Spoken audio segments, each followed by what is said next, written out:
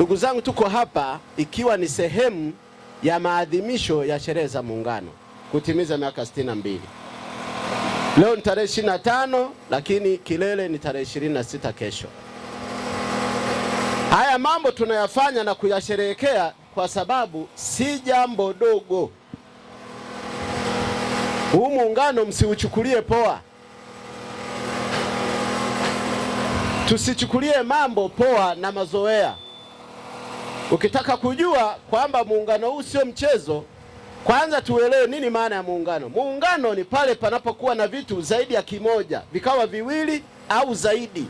Hapo ndio unapata muunganiko, vinapokuwa viko kwa pamoja.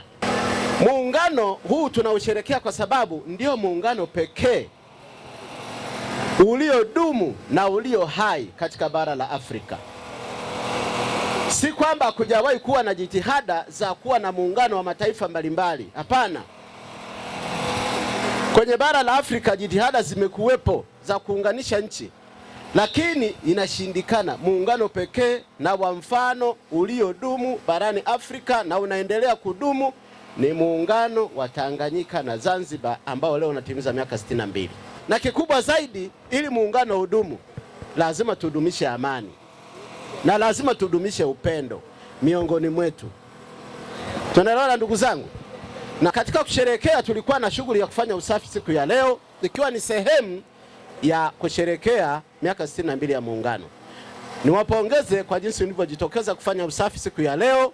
Tuendelee kufanya usafi, sio lazima kusubiri, maana siku ya muungano ni leo tu na kesho tunahitimisha usafi, lakini lazima uendelee kwa sababu kila siku tunazalisha uchafu. Sisi kama serikali tumefanya jitihada za kutosha. Baada ya kuona mji wetu huu usafi unalegalega, tumetoa mkopo wa zaidi ya shilingi milioni 100 kwa kikundi ambacho kinamiliki lori hili hapa.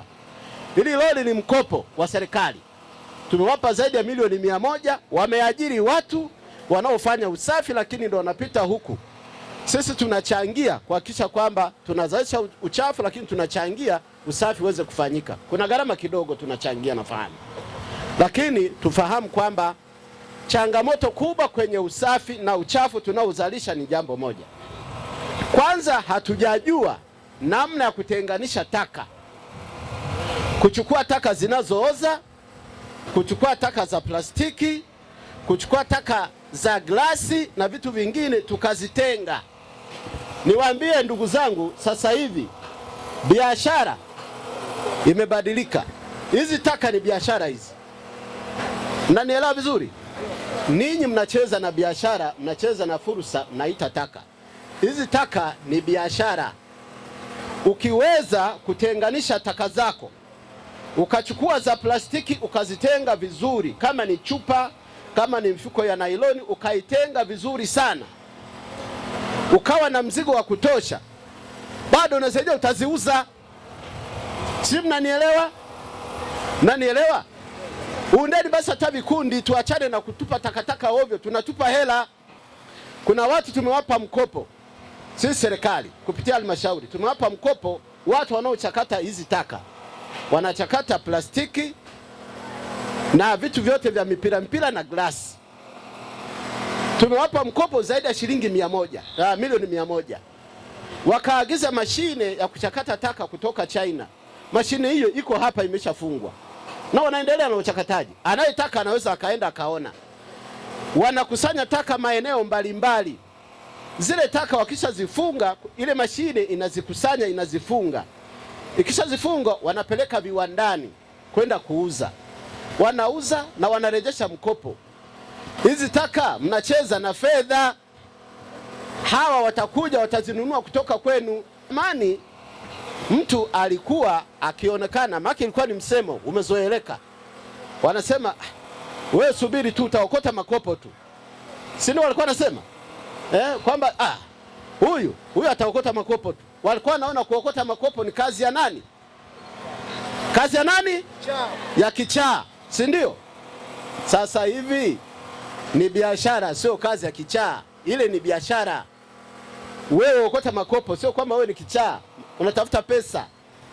Zile taka zinazokusanywa zile, umeelewa? Zikipelekwa kiwandani, waliniambia zinatengeneza nguo kama hii. Sijui mnaelewa? Uwezi ukaamini, zinatengeneza nguo kama hii, zinatengeneza jezi hizi za wachezaji wa mpira, zinatoka katika machupa haya. Hiyo si ni utaalamu? Nikikwambia leo utashangaa. Lakini wewe unakunywa maji unatupa, mnazitupa huko, zinaziba mitaro. Kusanyeni taka hizi mkaziuze, ni fedha. Kwenye biashara bado tunaendelea kushirikiana ninyi kwenye biashara zenu, na mikopo bado tunaendelea kutoa. Mpaka sasa hivi tumeshatoa mikopo ya zaidi ya shilingi bilioni 3. Kwa hiyo karibuni mkachukue mikopo, mwache kulalamika huko pembeni. Tumeungana wote, wananchi wa kata ya Chokaa na Itewe pamoja na watumishi wa umma kutoka taasisi mbalimbali ambazo ziko hapa kwenye wilaya yetu ya Chunya, na tunawashukuru wananchi kwa kujitokeza kwa wingi kufanya usafi. Rai yangu ni kwamba usafi ni jukumu la kila siku. Kwa popote kwenye maeneo yetu tunapoishi, tujitahidi tuhakikishe kwamba maeneo yanakuwa safi. Na kwa kufanya hivi tutaendelea kuuenzi vizuri muungano wetu kwa namna ya kipekee kabisa. Niwashukuru wote ambao wameshiriki zoezi hili. Siku ya leo tumejumuika na wananchi katika soko la Windini, siku ya kuadhimisha sherehe za muungano wa Tanzania na Zanzibar kwa kufanya usafi. Hivyo basi nawasihi wananchi wa wilaya ya Chunya waendelee zoezi hilo endelevu. Kwa kweli siku ya leo najisikia furaha sana kufanya usafi na wakuu zetu pia kutoka Bomani halmashauri kuu. Na pia nachoomba wananchi wenzangu tufanye mazingira mpaka manyumbani ili kuepusha magonjwa mbalimbali yanayojitokeza kwa wakati wowote ule. Na pia nashukuru sana kwa soko la Windini, leo soko limekuwa safi. Endelea kutufuatilia kupitia YouTube ambako tunapatikana kwa Chunya DC Online. Website ama tovuti tunapatikana kwa www.chunyadc.go.tz. Lakini Instagram tunapatikana Chunya_official.